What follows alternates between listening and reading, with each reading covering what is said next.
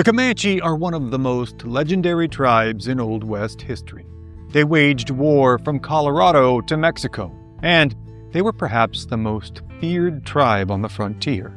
But many of their most ruthless conflicts have gone largely forgotten. Tonight, join History at the OK Corral as we examine 5 stories of the most ruthless and little-known battles in the history of the mighty Comanche. Coahuila, Mexico, December 1840. In the shallow, chilly water of the Rio Grande, a large group of Comanche warriors guide their horses from the northern banks in Texas to the southern banks in Mexico, intent on wreaking havoc upon the small settlements that dot northern Mexico. Though the name Comanche is enough to strike terror in the hearts of nearly every settler in the newly won state of Texas, their reputation extends far beyond the international border delineated by the Rio Grande. For centuries now, far longer than their Texan counterparts, the Spanish and then Mexican citizens who made their way north into the Chihuahuan Desert and then past the Rio Grande and onto the stepped plains of the Llano Estacado had been subject to the horrific reality of Comanche raiding. Stories of Comanche brutality had been passed on like family heirlooms from survivors, with accounts of ferocious murders and merciless assaults, with countless women and children taken prisoner, most never to be seen again.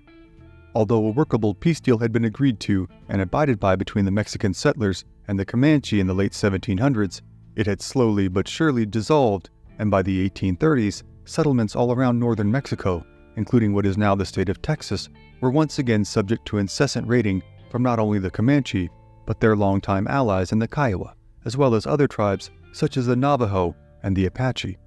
But it is the Comanche whose name conjures up the most visceral images of terror and trepidation in the minds of the Mexican citizens inhabiting the very southernmost reaches of Comanche territory. Now, awash in the stinging chill of the biting north wind, the small settlements and long-established cities that line the Rio Sabinas, a tributary of the Rio Grande, fall victim to this Comanche raiding party, who systematically sweeps through town after town, mowing their way southward with ruthless abandon. San Juan de Sabinas, Soledad, Peroteran, Abayos, and countless other small settlements all cut a strikingly similar scene in the wake of Comanche attack. Their rooftops lit on fire, the ground littered with carcasses of livestock and bodies of men, women, and children, and a bone-chilling silence in the absence of the prisoners that had been taken. In the state capital of Saltillo, nearly 200 miles from the Mexico-Texas border, panic begins to sweep the streets as reports of Comanche atrocities flood in from ranches and haciendas nearer and nearer to the city. Only days before, the vast majority of the city of Saltillo's inhabitants would have considered the likelihood of the Comanche venturing so far south as to pose a threat to their city to be an absurd hypothetical situation. Now, with every day passing, the possibility seems more and more likely that the Comanche are on their way towards the sizable, centuries-old city. Still, the vast majority of the citizens who call Saltillo home are far more worried about the daily upkeep of their crops and livestock than with the seemingly remote possibility of the Comanche having the audacity to strike a city so far away from their homelands while being so wildly outnumbered.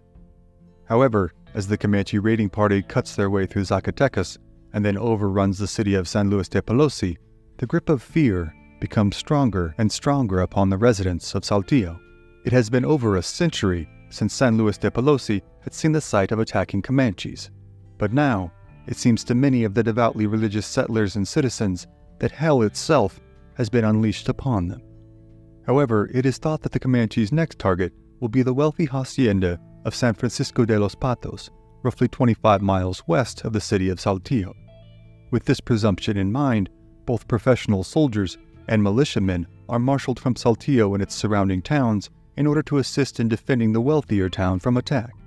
A scant few defenders are left to oversee the security of the city of Saltillo, all under the command of Don Jose Maria Goribar. Goribar is a prominent citizen and longtime local resident who has served as a former governor of the state of Coahuila and now acts as the magistrate of the Superior Justice Tribunal. Due both to an enticing target in its wealthier neighbor and an imposing size and population, it is thought amongst Mexican military officials that Saltillo itself is still under little actual threat of assault from Comanche forces. After all, it is reasoned, an attack by the horsebound Comanche on such an entrenched position against such an overwhelmingly larger population of Mexican defenders is far less likely than those same Comanche plundering the far wealthier San Francisco de Plato. Though this is a perfectly rational assumption, Don Jose Maria Goribar and his small group of resolute but decidedly semi-professional defenders are horrified to see the Comanche raiding party charging towards their city. With little time to spare, the small force takes to their horses and rides out of the city in order to meet the oncoming Comanche. Most among them find themselves nearly nauseated at the prospect of their near certain death, until a seemingly miraculous turn in the action takes place. Before the two parties reach within rifle range of each other, the Comanche stop their ponies in their tracks, turn, and begin to retreat back down the very same path from which they have come. Seeing this fortuitous break, the advancing Mexican force becomes more self-assured in their capabilities. Under the command of Don Jose Maria Goribar, the men dismount and set up a firing line on which to block the road into Saltillo. However, in the brief interim between dismounting and assembling themselves into a defensive formation, the Mexican settlers and militiamen are met with what must be a blood-curdling sight. The Comanche, once retreating only moments before, have now reversed course and are barreling down upon their dismounted foe with the intent of killing them all to a man. The Mexican forces now scramble for their horses, sprinting towards their mounts in a tragically futile attempt to outrun the oncoming Comanche ponies. In mere moments, before they can reach their horses and make their escape, Don Jose Maria Goribar and every one of his men are cut down by Comanche arrows and lances, then summarily stripped of their valuables, mutilated, and left to rot on the side of the road in Saltillo. The city of Saltillo itself now sits undefended, and a veil of terror and violence descend upon the city as the Comanche sweep through it, killing and plundering without discrimination. The Comanche, already laden down with the spoils of their previous raiding, now seem more bent on killing rather than accumulating more livestock, material goods, and prisoners. While nearly 2,000 horses are taken, nearly 1,100 cows, goats, sheep, and pigs are slaughtered and left to rot where they fall. The streets of Saltillo are soon awash in blood as the Comanche make their way from home to home, carrying off any women or children deemed to be good prisoners and killing the rest, until they finally grow bored and continue on their egress northwards to the border, now laden down with even more goods and prisoners. In total, 26 women and children are taken from Saltillo, destined for hard lives as captives and slaves. Behind them are left the bodies of over 100 of their fellow countrymen, many of them cut down inside of their homes. For their part, the Comanche raiders are now so encumbered by their loot that their movement northward is a rather tedious march, herding what is now a sizable group of thousands of horses. They are also so secure in their martial prowess and so intent on enjoying the spoils of their conquest that the party is slow to leave the city limits upon deciding to finally conclude their raiding. Meanwhile, reinforcements from the city of Para de la Fuente are rushing towards Saltillo, with the hopes of at least defending the survivors and driving off the Comanche. Upon their arrival, these reinforcements join forces with another small impromptu militia force that has been raised from the survivors of Saltillo. Before the Comanche are able to fully exit the city, they find themselves on the brunt end of an attack from the newly assembled soldiers and militiamen, intent on recapturing their loved ones and livestock and killing as many of the Comanche as possible. Caught off guard and now far less mobile, the Comanche flee the vicinity, but only after losing 9 of their own warriors and 3,000 head of horses and mules, as well as 11 of their newly gotten captives. The Mexican forces from Saltillo now pursue the Comanche for weeks as they lumber northwards towards the Rio Grande. Finally, as the Comanche are readying their sizable contingent to cross the river, they are set upon by the men from Saltillo and again brutally caught off guard. The vast majority of the Comanche's livestock and prisoners are recaptured, and many more Comanche warriors killed before they are finally able to make their escape across the Rio Grande. Though the raid upon Saltillo would certainly prove to be a seminal, traumatizing event in the lives of those who had survived it, it is by no means unique, nor inexplicable. As author Brian DeLay notes in his work, War of a Thousand Deserts, Indian Raids in the U.S.-Mexican War, it was the Comanche who in fact held political, military, and economic dominance over the area encompassing modern-day Kansas to northern Mexico. Their Spartan-esque society left little opportunity for young men to advance themselves socially, economically, or politically outside of raiding, hunting, and warfare. Thus, the raids like those wrought upon the people of Saltillo and its surrounding areas served as multi-purpose endeavors to simultaneously build the fortunes and further the reputations of young Comanche men with little to no opportunity to do so elsewhere, as well as to instill a highly useful sense of terror and dread in the peoples who inhabited the lands the Comanche considered to be their own. Whether these peoples were Texans, Mexicans, or rival tribes made little difference to the Comanche themselves. However, the constant pressure exerted upon both Texas and Mexico not only inexorably shaped the domestic policies of both, it was also cause for considerable discontent and disagreement between the two nations in regards to addressing the problem of Comanche raiding. In the ongoing land war for Texas that encompassed the 1820s and 30s, the Comanche held more sway than any of their rivals, a nearly unthinkable feat for a tribe who only a few centuries before had been relegated to the bottom rung of the tribal hierarchy in their original homelands of the northern Rockies. However, the coming decades would see the Comanche upended by wave after wave of infectious diseases in the form of cholera and smallpox, maladies their native immune systems were often ill-prepared to deal with. By some estimations, nearly half of some tribal bands would perish in a near-apocalyptic scene which saw many sick and dying Comanches left behind by their families who could find no other solution but to leave their loved ones and flee for their own lives from this unseeable evil. By the 1880s, the Comanche would find themselves relegated to the reservation system in Oklahoma. Once the proud and fearsome lord of the southern plains, they would spend the remainder of the century, and much of the next, attempting to rebuild from the devastating effects of endless warfare and disease. Saltillo would go on to rebuild after the Comanche attack, only to find itself caught in the midst of the Mexican-American War 6 years later. Though their stories are often overlooked in the greater scope of the history of the Old West, the citizens of Mexico who settled the areas just south of today's U.S.-Mexico border suffered under some of the most consistent and violent raiding ever wrought by the Comanche upon their enemies. However, the countless tales of entire towns burned to the ground, entire fortunes being lost, and entire families being either killed or taken prisoner are too numerous to mention here in one episode with due diligence and respect. For tonight, those are other stories for other times. October 1768, northern New Mexico. As dawn breaks on another autumnal morning, the inhabitants of the Spanish garrison at Ojo Caliente, just north of the Rio Grande, wake from another fitful night's sleep, casting watchful eyes to the north. Though the surrounding area was well known for its relentless desert heat, conditions could vary wildly from freezing cold to thunderstorms to unyielding droughts. However, regardless of the conditions they awoke to, the soldiers present at Ojo Caliente did this every morning. For these men, who believed themselves courageous soldiers of the Spanish Empire, lived in stark terror of one thing more than any other here in this harsh locale on the bleeding edge of the known world. They lived in constant fear not of disease, nor attack from other European powers, nor even attack from most of the local native tribes whom they had either driven out or fully subjugated. They lived in fear of the Comanche, the black-clad, black-painted horsemen of death who had been wreaking havoc on the western edges of the frontier for decades now. The Spanish had, ironically, sown the seeds of their own downfall on essentially the same day Hernán Cortés had reached the mainland of Central America in the early 1500s.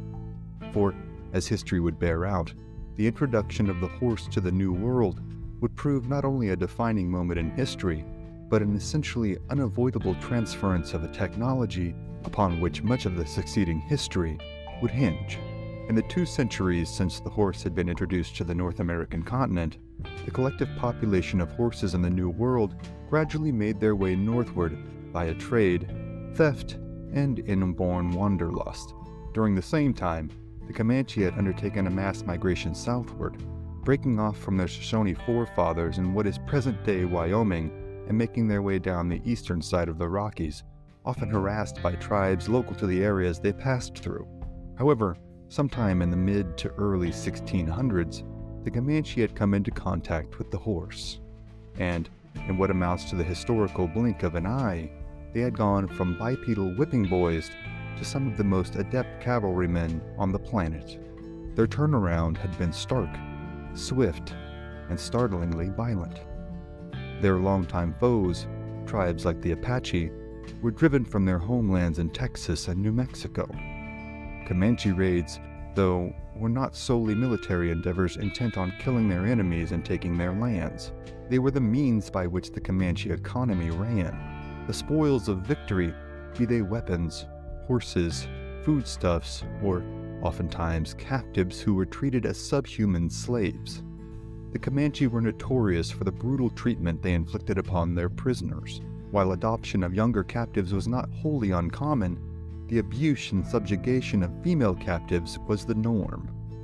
The Comanche viewed the captives that they adopted as fully recognized members of the tribe, but viewed those they did not as something altogether less than human, and they treated them as such. The Comanche dealt in an extensive, empire-wide slave trade that rivaled or equaled the transatlantic and Arabic slave trades in their brutality and inhumanity, if not in transcontinental scope. While there was certainly a market for powerful, wealthy New Mexican oligarchs to purchase back captives to return to their families, there was also a large market for slave labor among the wealthy ranchers and politicians of the territory. A resident Spanish Catholic priest at Ojo Viejo, Fray Andres Varro, gave the following first-hand account of one of the many trade fairs that were held for the Comanche by many of the local New Mexico governors in various locations throughout large swaths of eastern and southern New Mexico. Quote, "Here, in short, is gathered everything possible for trade and barter with these barbarians in exchange for buffalo hides, and, what is saddest, in exchange for Indian slave, men and women, small and large, and a great multitude of both sexes, for they are the gold and silver and richest treasures of the governors." Fray Varro goes on to describe, in horrified tones, the treatment of the female captives by the Comanche. Quote, "They corrupt them in sight of innumerable assemblies of barbarians and Catholics, saying to those who buy them with heathen imprudence, 'Now you can take her. Now she is good.'" The Comanche, no strangers to psychological warfare, used the accounts of their raids and treatment of prisoners to stir up terror and build an aura of invincibility throughout the burgeoning empire. However, they also contrasted their propensity for startling levels of violence with a keen sense of diplomacy. Throughout the decades, they had alternately established, renounced, and re-established several peace treaties with different townships in the area. However, the decentralized structure of Comanche society made any kind of sustainable peace agreement nearly impossible to establish. Though they were often referred to as a singular nation, the Comanche did not operate as one unified entity. Rather, several autonomous bands comprised what was known on its whole as the Comanche Nation. Before the 1750s, three primary bands comprised the Comanche: the Yamparicas, the Jupes, and the Catzotecas. By the 19th century, the diaspora of Comanche bands had expanded significantly. By this point, many observers of the Comanche began to refer to them in three distinct groups: the Northern Comanche, the Middle Comanche, and the Southern Comanche. The Yamparica, or root eaters, and the Catzoteca, or buffalo eaters, occupied the northernmost areas of Comancheria, in present-day Kansas and Colorado. The Noconi, or movers, held sway over the eastern reaches in present-day New Mexico. Located south of them were the Tenawa, or those who lived downstream, as well as the Tanima, or liver eaters. These groups were known as the Middle Comanche. The Panateca, or honey eaters, occupied the Edwards Plateau in central Texas. They were the largest band and known as the Southern Comanche. Other bands would continue to break off and operate as autonomous but cohesive entities well into the 19th century. The Coahati, or antelope eaters, moved out of the plains of the Llano Estacado in Texas in the 19th centuries. And by the 19th century, they were known as the Western Comanche. These ever-evolving intra-tribal dynamics made attaining a tribal-wide consensus on anything from peace treaties to trading agreements a nearly impossible task. The Spanish had come to these northernmost outreaches of their self-proclaimed empire in the 16th century, bringing with them cattle, sheep, agriculture, Catholicism, firearms, and horses. They had swept north after conquering the Aztecs, either subjugating or eliminating the native tribes they had encountered on their deliberate, decisive push into the territories of the New World. By 1768, Taos and Santa Fe had been established trading spots for centuries. They were also subject to the constantly alternating and occasionally simultaneous Comanche practices of trading with and making raids upon the local ranches and outposts. 3 months before this October morning, a band of 400 Comanche, believed to have been Katzoteca, had made their way into Taos, roughly 40 miles east of Ojo Caliente, under the auspices of desiring peaceful trade with the local merchants. This was not altogether uncommon, though it must have been an unnerving experience for even the most inveterate traders and Taos residents. On this day, though, the Comanche had not only been peaceable, they had been downright amiable. Smiles and charity were the order of the day, as residents traded and bartered, conversed and competed in horse races and games of chance. But in the Comanche's joviality lie their Machiavellian genius. Though they had no knowledge of the cynical 16th century Italian political philosopher, it is safe to assume that the Comanches would likely have appreciated his work if they did. For they viewed themselves as rightful rulers of a seemingly endless domain, ones who did not have the luxury of indulging in moral scrupulosity when they had an empire to run. This trading contingent had certainly come to Taos to trade and acquire goods, but they were also a distraction, for on that same morning, a group of 100 Katzoteca warriors had swept down upon the Spanish at Ojo Caliente. Despite their best attempts on that day, though, the Comanche attack had failed. The Spanish soldiers, well-armed and well-trained, had managed to respond in time to the Comanche attack, killing and injuring a number of Comanche warriors within the first few volleys.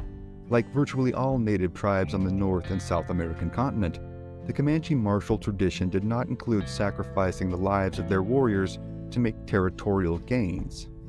The remaining warriors retreated across the nearby river, with a number being lost to drowning. 1 or 2 of the riders were sent as messengers to alert their brethren in Taos, while the remainder fled to the open expanses of the prairie to the north.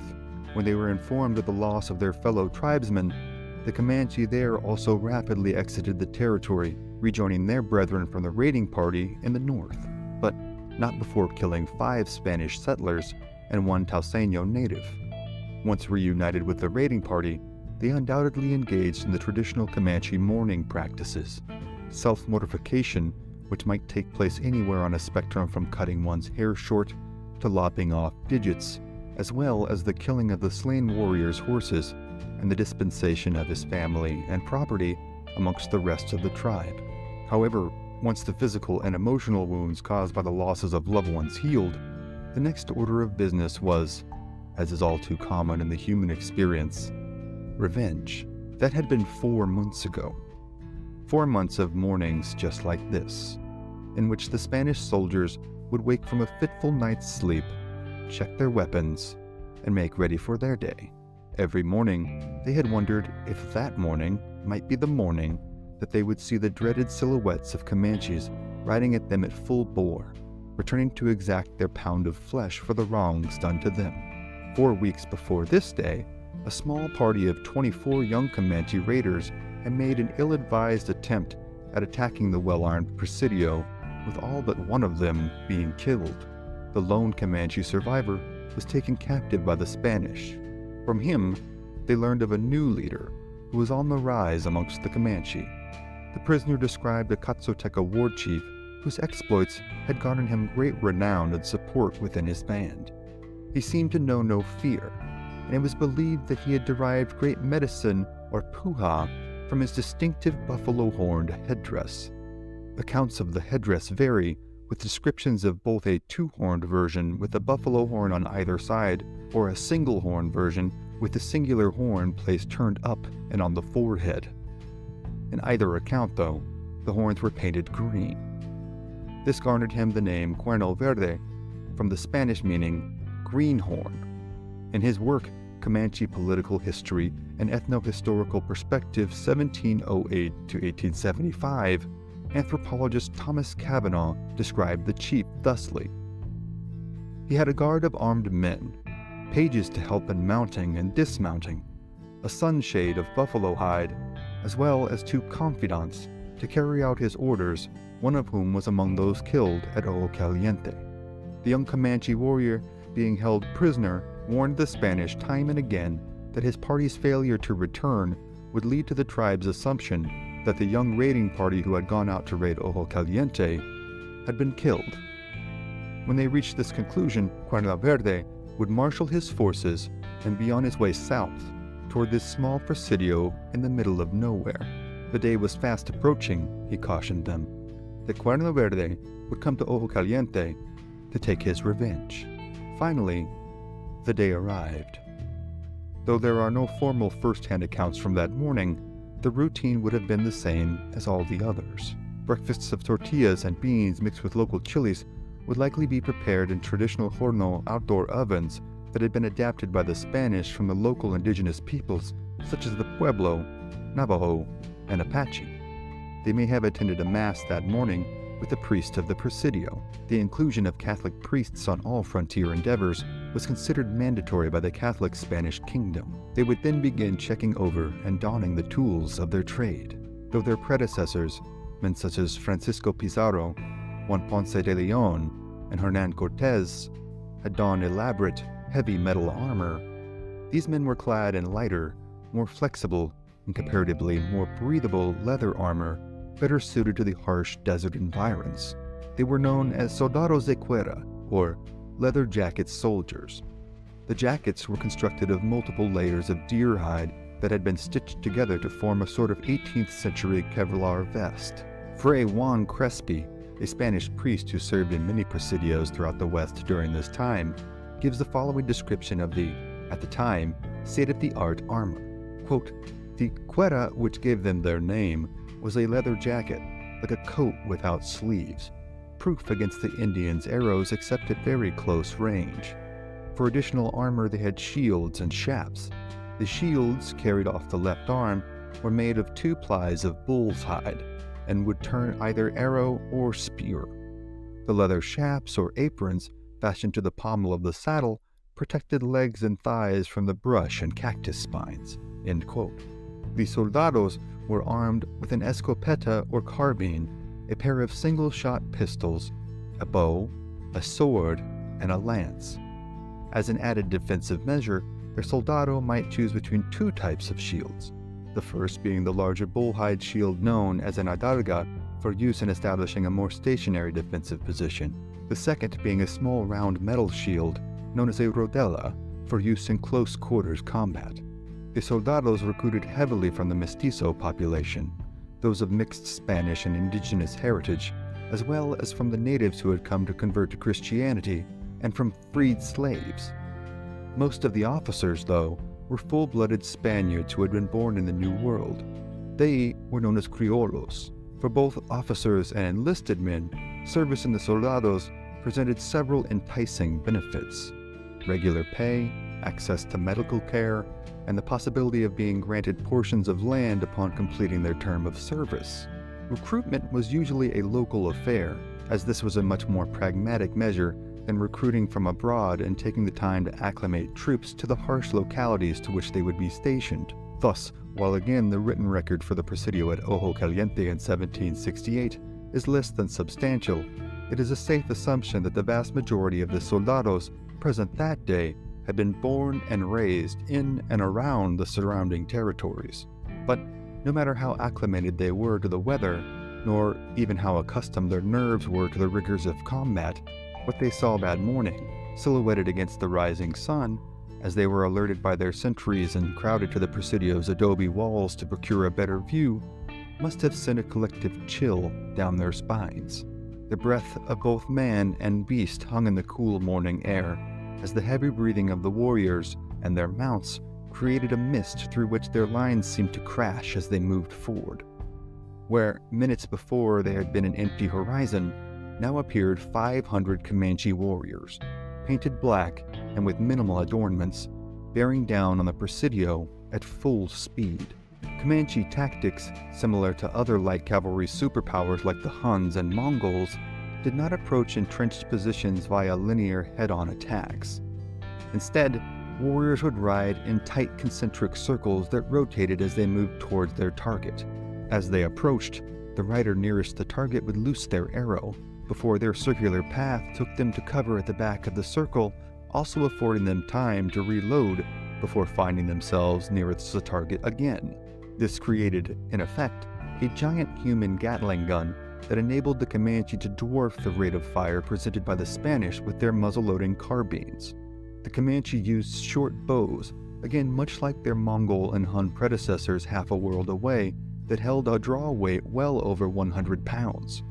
This was mitigated by the fact that they were not made to be brought to full draw with the hand holding the arrow brought below the archer's eye, but drawn back only a few inches and released in more of a shoot-from-the-hip fashion. Like the soldados, they too carried large leather shields.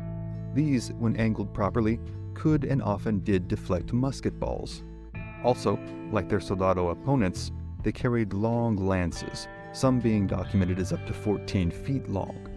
These were designed to thrust into buffalo from a reasonably safe distance, but could be just as effectively wielded against human targets. Some amongst the Comanche carried carbines of their own, acquired through trading or raid, but at this time they were far less common amongst native tribes due to their unreliability and frequent need of maintenance that few, if any, natives were able to provide. Want of gunsmithing services was so prevalent, in fact, that it would be worked into many treaties with the United States and Mexican governments as a necessary term of agreement. Even the relatively well-trained and well-equipped soldados could, at best, hope to get off 2 to 4 rounds a minute from their carbines. However, with the added advantage of their organization, tactics, and substantial cover provided by the Presidio walls, this would be a hard-fought fight for both parties. As the soldados took up their positions and steadied their arms, waiting for their officer's command to fire, they surveyed the battlefield that lay before them, in the barren hinterlands of today's New Mexico. Even in the early morning's fleeting illumination, one figure amongst the seemingly demonic horde barreling at them stood out amongst the rest. He was not an exceptionally large man, but his demeanor and body language indicated that he was clearly in command of this band of warriors, and the green-horned headdress that he wore, beneath which his eyes burned intently and angrily, indicated that this was Cuerno Verde. As the arrows began to rain down, and the Comanche war party advanced upon them in several of their cyclonic attack formations, the soldados loosened their initial volley at the command of their officer. Everyone inside the Presidio was well aware of the stakes at hand. Should they be overrun, those among them who were not killed outright would suffer torturous deaths at the hands of the Comanche. Again and again, the soldados repeated the actions of firing and reloading their carbines, their well-trained digits struggling with the numbing effects of the morning chill. The din of gunfire, commanders' exhortations, war cries, and the lamentations of the wounded and dying filled the air, along with the acrid aroma of gunsmoke.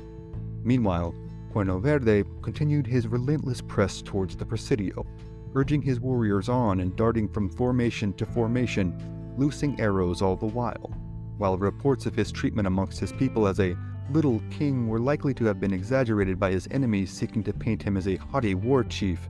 Cuerno Verde was indeed a fierce warrior, one who had earned the respect of his people through the only means available to any young Comanche man: prowess on the battlefield. Cuerno Verde had not only survived in this harsh, Spartan-esque world, he had thrived in it. His wife was happy and well-fed.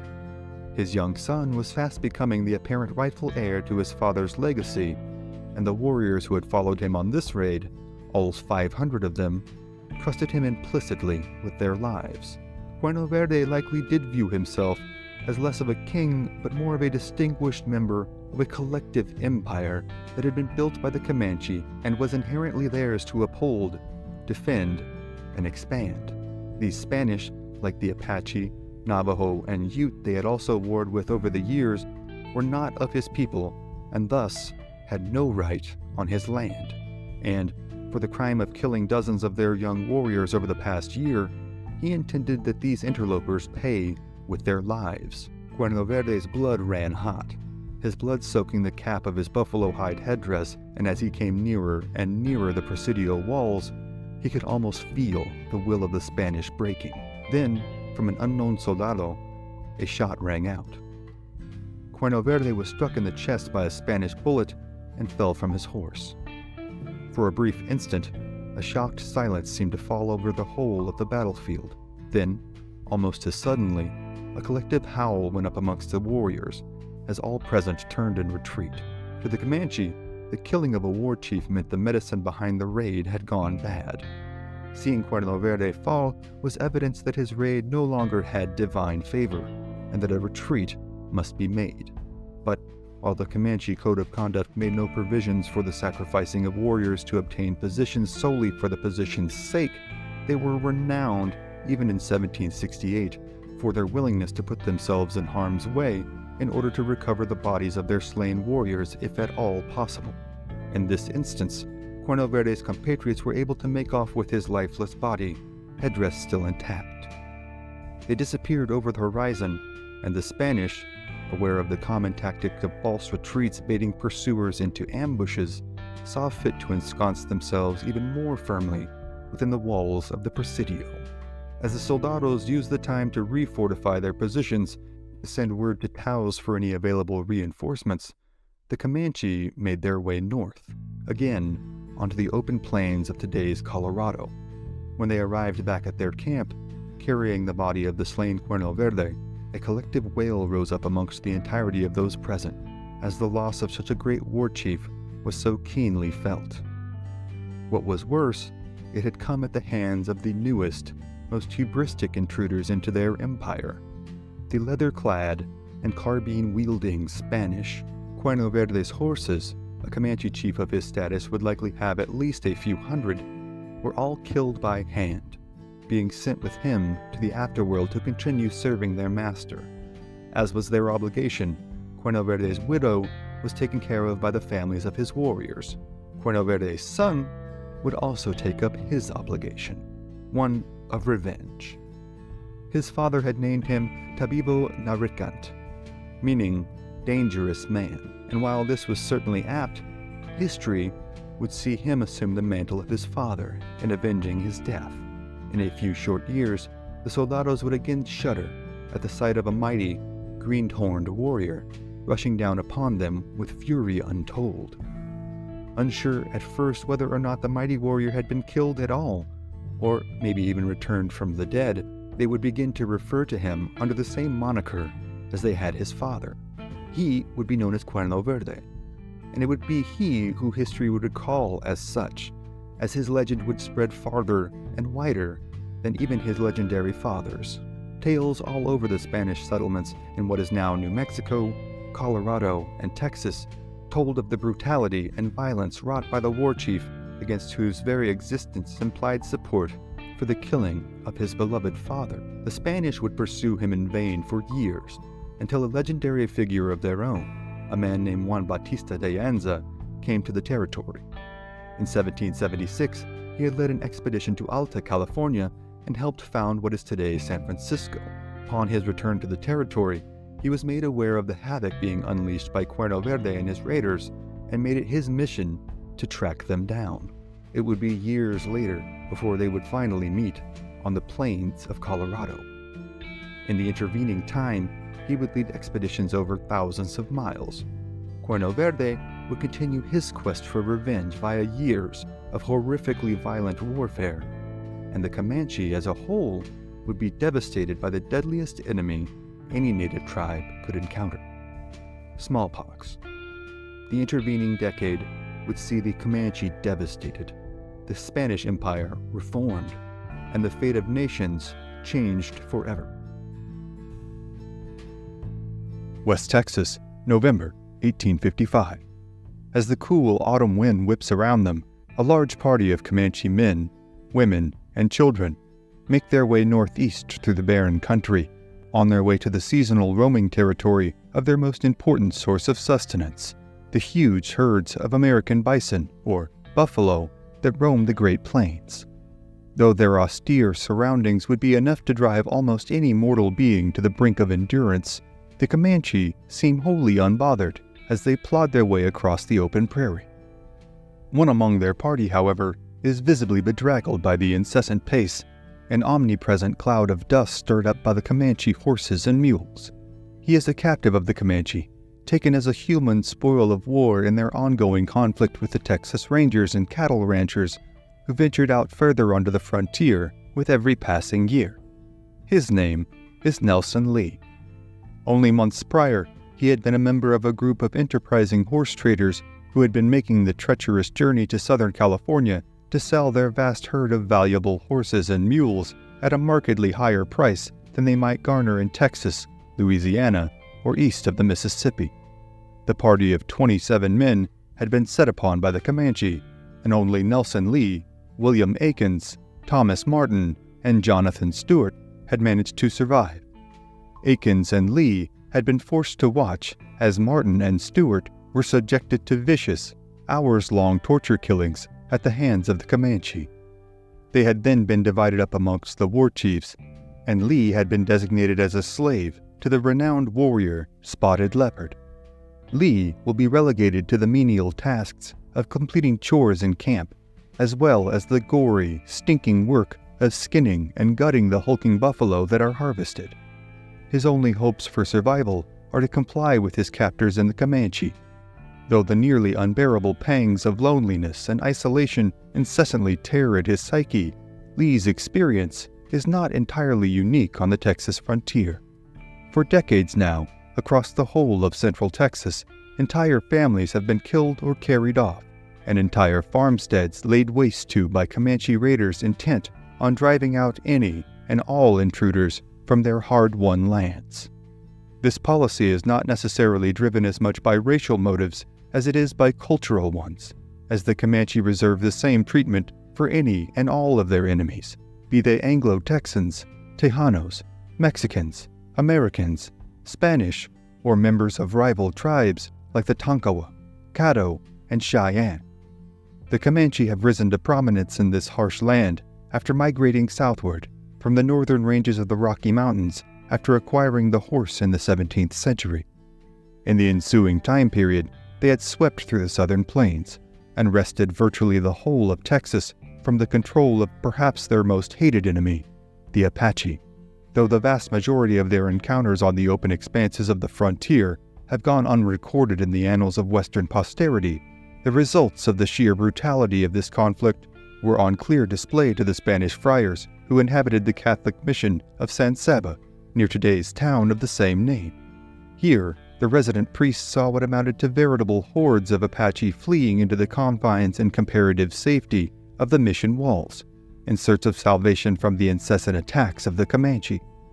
The Apache, too, have unleashed countless attacks on Comanche villages, killing men, women, and children, and taking any spoils and captives that they could.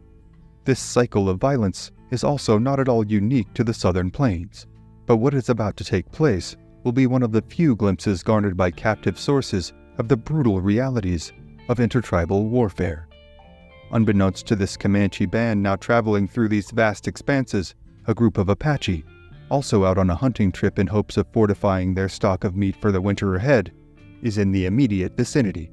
As the Comanche band, traveling in a group spread out over roughly a quarter of a mile, makes their way through a short expanse of hills and streams that dots the otherwise flat country, both parties are woefully unaware of the other's presence. The Comanche's extended traveling line is bookended by their group of pack mules in the back and a younger group of warriors to the front who dash back and forth playfully as the rest of the party plods away. Lee and Spotted Leopard ride near the rear, near the mules. Though he is still figuratively bound in the role of a captive slave, for the first time in many weeks, Lee is able to enjoy relatively unfettered movement as his limbs are left untied in order to enable him to work. He even has some measure of assurance that, as the Comanches have not yet killed him as they had his companions, he might even be able to someday become an adopted member of the tribe.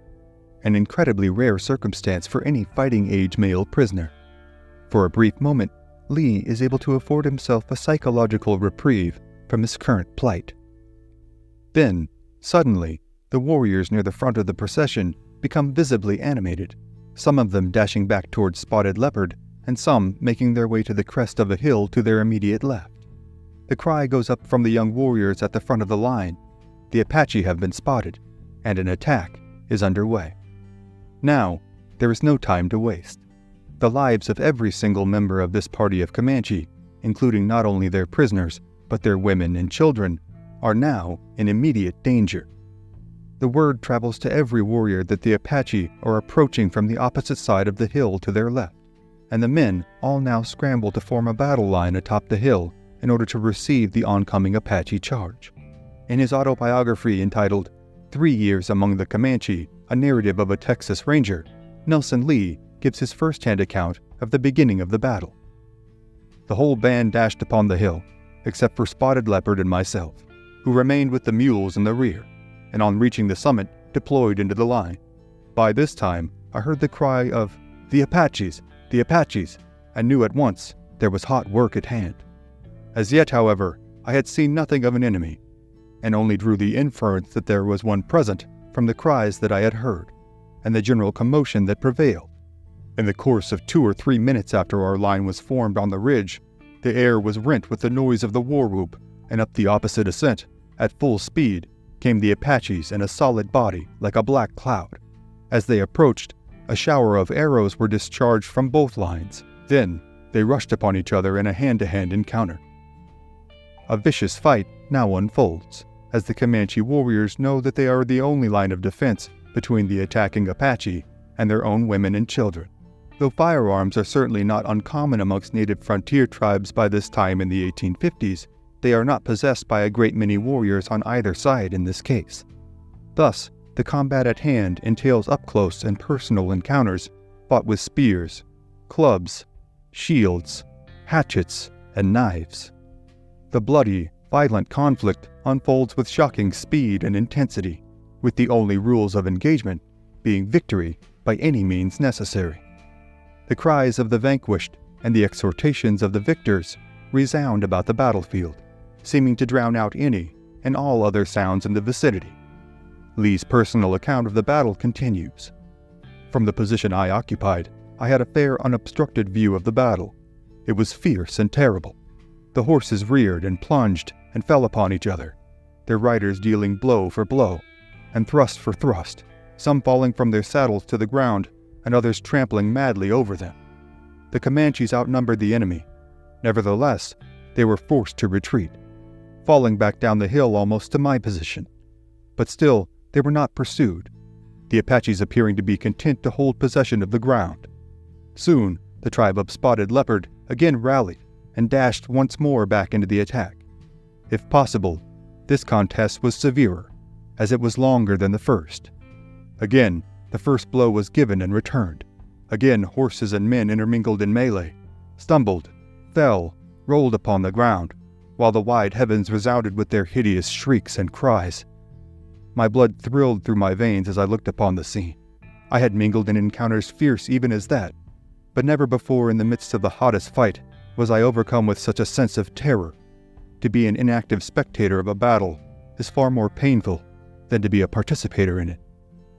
As the Apache warriors continue their onslaught, and the Comanche fight to defend their families, Lee struggles with the odd dichotomy of his situation as the lone captive observer. His account continues. I hoped devoutly during the engagement that the Comanches would be beaten, being impressed with the belief that if I should fall into the enemy's hands, my chances of escape would be increased, for I had often heard that the Apaches, though a most warlike nation, were more merciful to their prisoners than others of their race. But in this, I was disappointed. The Apaches at length gave way, disappearing beyond the ridge. Instead of pursuing their advantage, however, the Comanches hastily gathered up their dead and retreated towards the mountains we had crossed. As soon as they had left the ground, the Apaches again appeared upon the height and bore away their dead. It was a drawn battle. The Comanche have lost 17 of their own warriors in the fight, with Lee's account estimating that the Apache have likely lost approximately twice that number. The Comanche now commence with the unenviable task of burying their dead, as well as tending to their wounded. Amidst the carnage and sorrow, Lee recounts the Comanche approach to this grisly endeavor. The close of this eventful day was occupied in burying the slain, which ceremony was performed in their customary manner, except they seemed to chant the death song with more energy and feeling than on ordinary occasions. With them, death, at any time, even of the nearest and dearest of their kindred, is not regarded as an event to be deplored, but on the contrary, to be welcomed with rejoicing. But when a warrior dies on the field of battle, their joy and exultation knows no bounds, for their crude theology assures them that his departed spirit is, at once, caught up by the Great Spirit and borne to the region of everlasting and supreme felicity. After the dead are buried, the Comanches' lives, and their hunt for food, must continue. The band makes their way to their seasonal hunting grounds, seeing no more of the Apache along the way. Here, they will remain for 2 months, harvesting buffalo and camping on the open plains. By the next spring, a peace with the Apache will be struck. With the ever-increasing encroachment of American and Mexican settlers into their territories, the two tribes come to view a partnership affording each some form of mutual protection as a far better option to the continued intertribal slaughter. For his part, Lee will eventually escape and go on to continue his adventurous life on the Texas frontier for years to come, ultimately succumbing to an undisclosed illness in New York City on December 21, 1871. But the many tales of brutal intertribal warfare and unyielding violence between settlers and the native tribes of the American frontier, as well as the countless tales of conflict and combat from Nelson Lee's personal account of his life and times in Texas are, for tonight, other stories for other times. Kerrville, Texas, April 1859. A group of settlers congregate in the early morning hours near the outskirts of this small hill country town heavily populated by German immigrants and settlers new to the area. A prominent local resident, 54-year-old Roland Nichols, has gone missing. Born in Franklin County, Tennessee in 1805, Nichols had briefly settled in Arkansas before making his way with his wife and children to Texas in 1856. He has not been seen by friends or neighbors since the previous morning, when he ventured out on what was meant to be a short-tenured and otherwise routine turkey hunt. In these oak-strewn rolling hills, intermittently cut from west to east by a series of cool water rivers, the land is bountiful and ripe for hunting, fishing, and farming. For many of the settlers, these lands lying west of San Antonio and Austin are nearly unbelievable in their idyllic potential and providential bounty. But, as is so often the case in the Old West, the idea of a scenic homestead ensconced in a beautiful meadow is one that is indeed too good to be true. Though the American settlers are new to the area, it has long been a source of contention between its native inhabitants. Most recently, it was the Apache who had called this area home. But in the preceding centuries, this area of Texas had been ground zero for one of the most horrific wars ever fought on American soil, in which the Comanche had sought to all but outright exterminate the Apache. The few Spanish missions that were able to solidify any sort of presence north of San Antonio had been beseeched by Apache survivors of Comanche raiding to provide them with protection from tormentors. For decades, Apache men, women, and children were subject to brutal, unbiased violence at the hands of Comanche raiders, eager to both take over this valuable territory and to drive their enemies from it.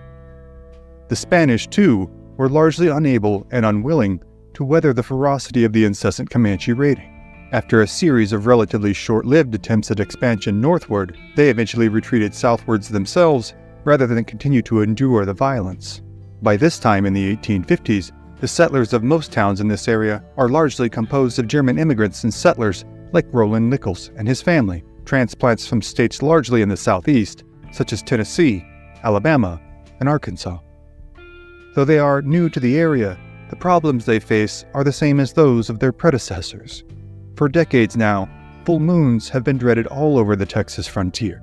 as these were the nights when Comanches most often seemed to conduct their raids. Most settlers who have inhabited this area for more than a few months have already been inundated with tales of wanton Comanche brutality that were unlike anything most of them had ever heard of. Roland Nichols had, however, remained steadfast in his desire to stake his claim in the area. He had, in fact, been elected county commissioner and had a reputation about Kerrville as a trustworthy man and an upstanding citizen. Though the danger of Comanche raids is certainly a very real and very pertinent threat, it is not uncommon for local men to venture out into the countryside in search of game, fowl, fish, or errant livestock. As Nichols had ventured outside his door this very morning, the surrounding countryside had seemed so placid and inviting that he deemed it an absolutely impassable opportunity for turkey hunting. Though he was certainly aware of the dangers that could be held in the countryside, perhaps even more so than most given his seat as county commissioner, he had deemed the venture safe. The site he intended to hunt was little over a mile away. He was amply armed to defend himself, and there had been no reports of raiding in the area in the last few weeks. Nichols had taken his double-barrel shotgun, a small supply pouch, and his hunting knife, and set off early that morning, bidding his wife and children a cheery farewell, assuming that he would see them again in a matter of hours. But by dusk, there was still no sign of him. His wife had become alarmed and notified their neighbors. A search party of local men had quickly been assembled, but not before nightfall. Thus, the group has been forced to wait until now, as their collective silence speaks volumes to their hopes of actually finding their friend and neighbor alive. The men checked their weapons now, before heading out on the trail of Nichols, their eyes alternating scanning the ground before them for tracks and the surrounding countryside for any sign of the Comanche. Their senses alight with adrenaline, the men find Nichols' trail, heading in the exact direction he had told his wife he was going. For roughly a mile, nearly the entirety of the journey to Nichols' preferred hunting site at the mouth of the ravine, the men are able to discern Nichols' boot-heeled tracks with little issue. Then, just before reaching the mouth of the ravine, they come across several sets of softer, rounder imprints of Comanche moccasins. How many exactly, they cannot be sure, but it is evident from the tracks that they have managed to stay just behind Nichols and out of his direct line of sight. Suddenly, the boot-heeled tracks now turn a drastically different direction, now headed due east and away from the mouth of the ravine. The round impressions indicated the footsteps of his pursuers now follow suit, with the two sets of tracks drawing nearer and nearer as they head towards a nearby tree. As they approach the tree, the party is met with a sight that is, at first, inexplicable. From a distance, it seems as though some wild animal has marked the tree by stripping its bark off in a nearly perfect ring, encircling the tree about 5 feet off the ground. However, try as they might, none of them are able to recall any sort of animal in the area that would be capable of leaving such a mark at such a height. It is only as they follow the tracks of Nichols and his pursuers that they are able to discern, at least to some extent, what exactly has transpired. The tracks, both Nichols and his pursuers, encircled the tree several times, in some cases doubling back on each other. Evidently, as Nichols had circled the tree in an effort to evade his pursuers, he had inadvertently gripped the tree trunk so tightly that the bark had been peeled off as he ran. The search party, now with their nerves on end, scanned the surrounding area, quickly finding the lifeless body of Roland Nichols, lying only yards away from the tree in the grass, with one arrow in his chest and another arrow as well as a gunshot wound in his abdomen. Eyes still scanning the countryside around them, the men survey the scene in an effort to ascertain the order of events in Nichols' unfortunate demise. It is thought that the arrow which struck him in the chest hit him first. Then, as evidenced by the soft, circular knee prints in the ground yards away, Nichols had fallen to his knees, in either a state of shock or in an effort to shoulder and fire his weapon. The bullet and arrow lodged in his abdomen had both initially struck his left arm, before penetrating his left side in wounds scarcely an inch apart. In a final effort to evade his pursuers, Nichols had again risen from his knees and ran as far as he could before succumbing to his wounds. Nearby, half buried in the dirt, is Nichols' shotgun, still fully loaded. Nichols' body is taken by his friends and cohorts back to the town of Kerrville, where he is laid to rest beneath an oak tree on his property. Today, it is known as Nichols Cemetery, still located just outside of Kerrville, Texas. However, while the incidence of another life lost in the struggle for the much vied for territory of Texas is certainly a tragedy, the death of Roland Nichols soon raises several questions.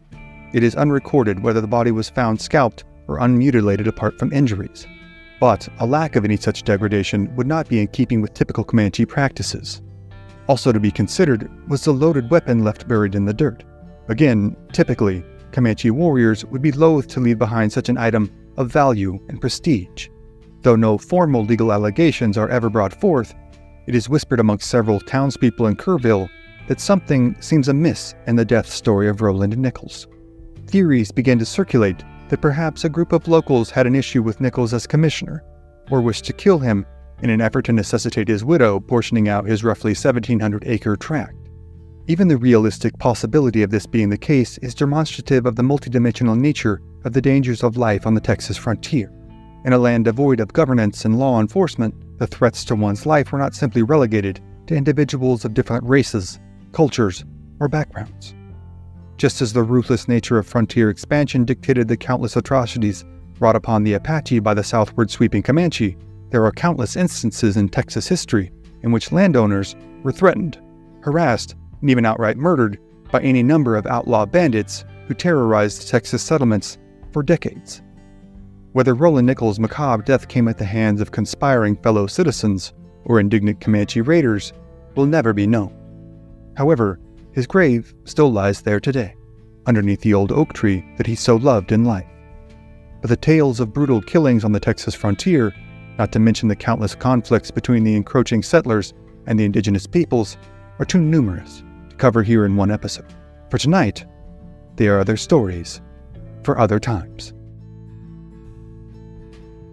Southwestern Oklahoma, 1848.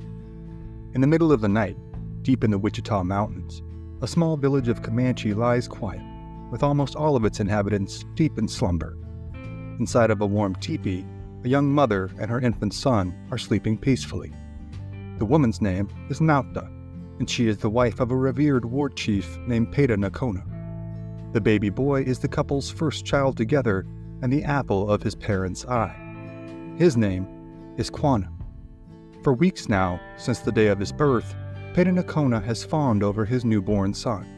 He has bragged and boasted to his comrades about the size and strength of his boy and of the great deeds he would surely accomplish as a hunter and warrior.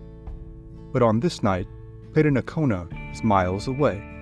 He and the rest of the able-bodied warriors in the village are on the warpath. The Comanche are a mighty people who have laid claim to the most valuable real estate on the plains for roughly a century and a half by now. By this point in the late 1840s, they have subjugated or driven off virtually anyone who was opposed them, from the Tonkawa to the Spanish to, most recently, the Texans. In doing so, they have acquired an extensive list of enemies, from the aforementioned adversaries in the Spanish, Texans, and Tonkawas to itinerant Mexican farmers and American fur traders. The Comanche had not hesitated to inflict horrific damages in order to sustain their territories in the southern plains. The afternoon prior to this evening, Peta Nakona had assembled his band of raiders, and the party had headed west. This group is largely composed of warriors from the Nokoni or Wanderers Band, and likely includes a few members from other bands as well as their longtime allies, the Kiowa. Their intention is to engage a Navajo war party that has been spotted in the area. Their conflict with the Navajo is one of their oldest, longest-running feuds, and the Comanche warriors bristle at the thought that their territory is being encroached upon. The warring between tribes, though often unrecorded, was often fraught with atrocities and horrific losses. The fight for resources and territory was as constant as the battle against the elements and starvation. A vicious, seemingly unbreakable cycle of grievance and vengeance often held rival tribes at odds for decades. Raiding was seen as a cultural pastime, perhaps even a cultural necessity, by most tribes on the continent. It was viewed as a perfectly honorable pursuit to find the nearest village of a longtime enemy and sweep down upon them in a torrent of violence. The killing of males was generally to be expected, but women and children were often not exempt from such horrific, violent ends. those not killed immediately could expect, at best, to be adopted into the tribe that had just decimated their families. The worst they could expect was a torturous end that would later be spoken of in feared, hushed tones around the campfires of pioneers, Texas Rangers, and Army soldiers. Those raids might come at any time, though generally they slowed during the winter. Should a village be caught unprepared, it could find itself snuffed out by an enemy raiding force, gone as though it never existed. To be sure, this is not to say that intertribal warfare was the only interaction between tribes, as many tribes had long established relationships with their neighbors based on trade and mutual welfare. However, life for all tribes was a continual fight against privation and scarcity, one that created a quite fluid map of tribal territories and loyalties. Tribes like the Crow were driven out by the Sioux, while the Apache were driven from virtually the entirety of Texas by the Comanche. The Navajo, who referred to themselves as Diné or the People, had long warred with their Apache and Ute neighbors, but even in 1848 still held a particular disdain for the Comanche. The Navajo had descended from the Athabascan-speaking tribes of northwestern Alaska and Canada. Their ancestors, along with the ancestors of the Apache, had come down to what are the present-day states of Arizona, Utah, and New Mexico from their area of shared origin sometime in the late 1400s. They had at first existed as hunter-gatherers, but had adapted the crops and farming techniques of the Pueblo people, who had inhabited the area for centuries. Though their relationship with the Pueblo would also be fraught with contention throughout the years, the Navajo adapted quickly to their new environs by focusing on the production of the three sisters crops of corn, beans, and squash. With the arrival of the Spanish, goats and sheep became common in the American Southwest as they were a hearty protein source that could subsist on the meager grazing options available in the sparse deserts. As the Spanish continued their northward incursion from Mexico in the 1600s and 1700s, they too were subject to the same relationship of intermittent trading and raiding, as were all neighbors of the proud and powerful Diné people. Meanwhile, in Texas, the Comanche had risen to power after migrating from the northern Rockies, as a part of a Shoshone offshoot. Though they had initially been a people decidedly averse to conflict and conquest, this had all changed after meeting the North American continent's most valuable imported animal, the horse. They had ascended to prominence in a matter of decades, and gone from perpetually impoverished to ruthlessly enterprising. In the 1700s, the Comanche had realized the great profits that tribes like the Utes were making in trading slaves to the Spanish as well as other tribes. They had, in fact, united with the Utes for a time and wrought havoc upon the Navajo, the Jicarilla Apache, and the Lipan Apache. These brutal slave raids were carried out with the same ruthless efficiency as were raids for slaves in Africa and South America. Countless times for decades on end, terrified and traumatized people, mostly women and children, would be bargained and bartered for in remote locales on the New Mexico frontier. The Comanche had, in fact, been so feared by the Navajo that the master Spanish diplomat, Juan Bautista de Anza, had used them as an intimidation tactic while bargaining with the Navajo. In early 1786, the Spaniard had managed to, miraculously, come to a peace agreement with the Comanche. Terms were agreed upon that were acceptable to both parties, and a time of peaceable coexistence with the Comanche, a once unthinkable feat but a few years before, began. Only a few weeks after this agreement, de Anza had prudently used his newly minted allies to surprise the Navajo chiefs who had come to visit him to discuss preliminary terms for a potential peace agreement of their own. When de Anza informed the visiting Navajos that the Comanche were now his personal friends, the message to the Navajo was implicit. Should they not agree to halt their own raiding of de Anza's outpost, they could expect a visit from their much-dreaded enemy. Peace terms were subsequently agreed upon, and for a time, a period of socio-political stasis on the southern plains was, at least to some degree, achieved. The Comanche also referred to themselves as the people, in their language, Namernu.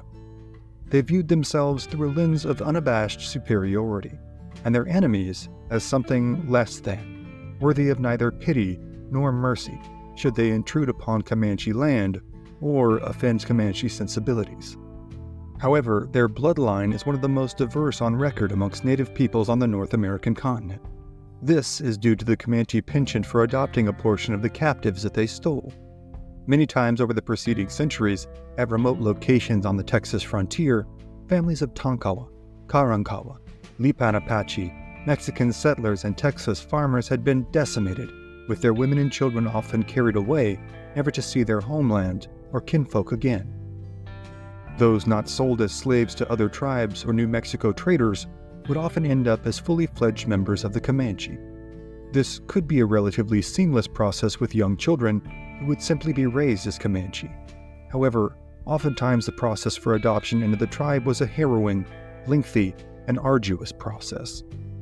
For their first weeks or even months with the tribe, the newly acquired captives would be made to do the least desirable jobs in camp, from cleaning buffalo hides to tending horse herds. This had been the fate of Nautda, the young mother who now lies with her infant, deeply ensconced in this Comanche stronghold in the Wichita Mountains. She had been born in Crawford County, Illinois, in either 1824 or 1825, to Silas and Lucinda Parker. Her birth name had been Cynthia Ann Parker. In 1833, when she was 8 or 9 years old, her grandfather, former Continental Army soldier John Parker, convinced her parents, as well as several other members of the Parker family, to immigrate to Texas. At the time, Texas was in a state of upheaval, awash in chaos and bloodshed. It was 3 years before Texas would win its independence from Mexico and establish itself as an independent republic. However, the cause of the bloodshed was not the warring of principalities, but the incessant raiding of the Comanche. The Parkers were well aware of the raiding, and had constructed a fort to protect themselves against the Comanche attacks. But on the morning of May 19, 1836, when the men were out working in the fields and the gate to the fort was wide open, the Comanche had made their attack. By this time, the Texas War for Independence from Mexico was raging, with the Battle of the Alamo having occurred only a few months earlier. With their two main contenders for Texas engaged in fighting each other, the Comanche were wreaking unfettered havoc on homesteads all across the Texas frontier. What had started out that morning at the fort as a painfully awkward exchange marked by overtures of peace by the Parkers quickly devolved into a massacre in which most of the men in the family were killed and the women and children taken prisoner. Samuel Frost, Robert Frost, Silas Parker, and Benjamin Parker were all cut down and scalped. The 77-year-old John Parker was, in what order we will never know, scalped, emasculated, and killed. The young Cynthia Ann had been taken, along with Elizabeth Kellogg, age 39, John Richard Parker, age 5, Rachel Parker Plummer, age 17, and her baby son James Pratt Plummer, age 1 year, 4 months. James Pratt Plummer would soon be killed by the Comanche due to his inability to keep quiet as they traveled. The unfortunate toddler was summarily disposed of by Comanche warriors roping him and dragging him behind their galloping horses. The rest of the Parker clan would, eventually, be returned to their family, though all would be permanently affected. Cynthia Ann, however, had been taken in by a kindly Comanche woman who cared for her and shielded her from the sights and sounds of the physical, psychological, and sexual traumatization being inflicted upon her aunts at the hands of the Comanche captors. She had been subjected to cruel treatments initially as well, but over time had gradually become accepted by and then adopted into the tribe. Life as a Comanche woman, though, was a seemingly endless succession of chores seen as below the stature of men, whose primary roles were as hunters and warriors. While the worst jobs could be outsourced to slaves held by a woman's husband, a Comanche man often also kept multiple wives, as they were seen as little more than homekeepers and childbearers. However, by all available accounts, and by her own later recollections, Cynthia Ann loved her husband, and was very proud of his stature as a warrior and chief. She also loved her newborn boy, whose veins coursed with the blood of both Comanche chieftain and colonial soldier. Now, in her new life as Nautda, she felt protected as part of a great nation of warriors who would defend her and her children with their lives. However, on this night, both mother and child are in grave danger. Lurking in the post oaks surrounding their village are a band of Navajo raiders, who have been stalking the village for days. They are the party that had been spotted by the Comanche sentries the day before. They have counted on Nocona and his warriors to charge out of the village to find them and have remained hidden in the hills with the intent of attacking the village once the majority of the warriors had left. In their blind fury, the Comanche have fallen for the ruse, and Nocona and company are miles away. However, the camp is, of course, not left unguarded. But what remains are largely teenage boys, elderly men, and warriors who are injured or otherwise unable to accompany the raiding party. The Navajo raiding party now advances upon the village, riding slowly and deliberately atop their unshod ponies. They are cloaked in darkness and intent on killing any Comanche they can find, and making off with as many of the Comanche's valuable horses as possible. As they advance, they find themselves so close to the village that they can make out the silhouettes of those still awake in their lodges. It is then, however, that the barking of the village dogs alerts the Comanche sentries on guard. These are young teens given the task of standing guard as a precursor to service as a full-fledged warrior. But they are ready and willing to do all that is necessary in defending their homes, families, and possessions. Within seconds, the loud wolf-like howls of the Comanche flood the air, awakening all within the village and sending the remaining able-bodied men flooding out of their lodges. The 16 Navajo are met with a hail of arrows and quickly reconsider their main attack on the village. Instead, the comparatively horse-poor Navajo turn their sights towards the sizable Comanche herd. As a few of the Navajo whirl about the outskirts of the village in order to distract the Comanche, the remainder are able to get away with nearly 200 of the Comanche's horses.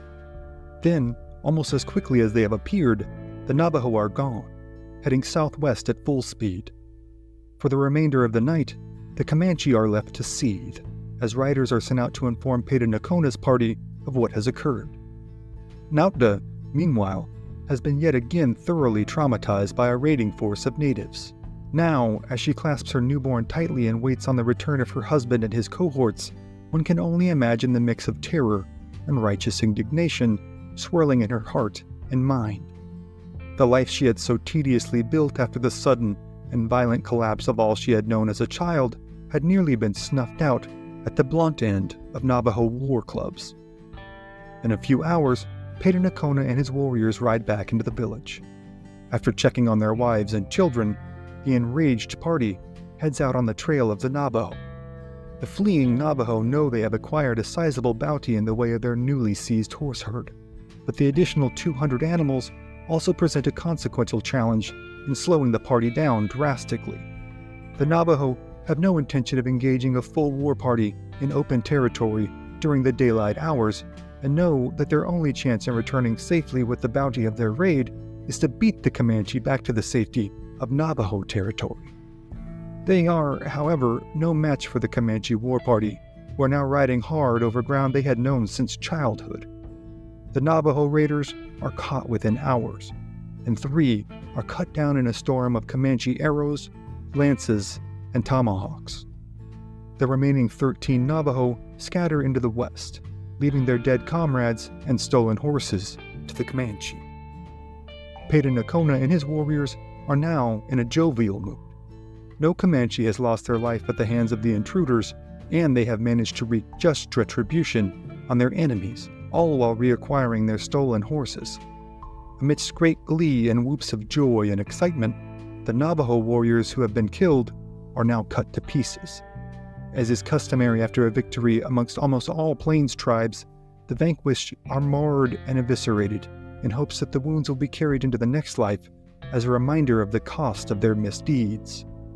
Hours later, as the sun begins to fade into the Oklahoma skyline, Nocona leads his warriors back into the Comanche village. He greets his wife Nautda and holds up a long Comanche lance, to the top of which are affixed the 3 freshly taken Navajo scalps.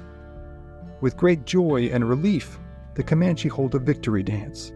For 4 days, drums are beaten, songs are sung, and fires kept burning. One of the first things that the young son of Nocona and Nautda sees in his initial few weeks in this world is the sight of his father and the other warriors dancing around a large campfire in the middle of the Wichita Mountains, holding high the freshly dismembered scalps of their hated enemies. To the Comanche, it now seems they are untouchable here on the southern plains. They have driven off these intruders just as they had driven off all the others who had seen fit to challenge them for dominion over these invaluable lands. It must have seemed to Peta Nocona that his son, the young Quanah, was destined for a princely life that would see him ascend to a position even more powerful than his father, and to Nautda it must have seemed as though her former life as Cynthia Ann was a world away, something she could forget forever, as she was now part of, and party to, the lineage of the proud Comanche. But the young parents, as it would turn out, are only partially correct. In just over a decade, the world they now know will be overturned entirely. In little more than a year, the Comanche will begin to see a curious outbreak amongst their people. It starts amongst the Penteca, the southernmost and largest band of the Comanche, who live in closest proximity to the white settlements. Then, it begins to spread.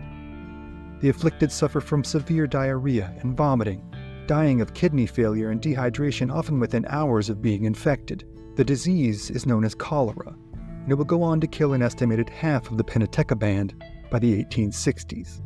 The epidemic will go on to devastate not only the Comanche, but virtually every tribe it comes into contact with.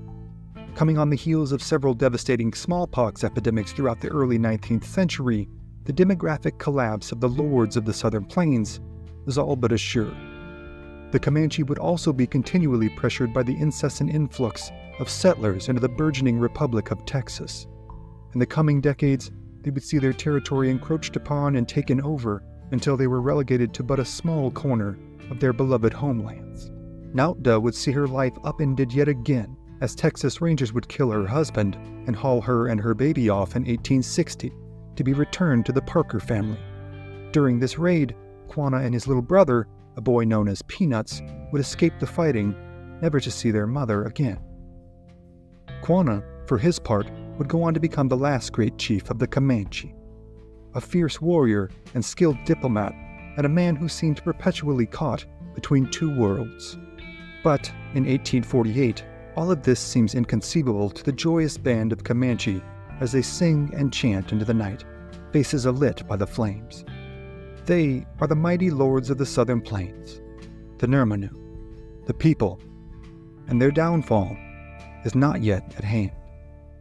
And so for now, the many tales of the Comanche's reign over the southern plains, as well as the lives and legacies of the Navajo, Texans, Mexicans, and Americans, are all other stories for other times. Thank you again for joining us on this episode of History at the OK Corral. Be sure to click the like button, share this episode with a fellow history lover, and become a subscriber by clicking on the subscribe button down below. Also, if you'd like to support our work and gain early access to episodes, as well as ad-free viewing, members-only chats, all kind of extra stuff that we're adding in there, you can become a member of this channel by clicking on the join button that's right down there below too. And finally, be sure to follow us on TikTok, on Instagram, and subscribe to our newsletter. The link is, you guessed it, down below. Thank you again for watching, and we'll see you next time on History at the OK Corral, home of history's greatest shootouts and showdowns.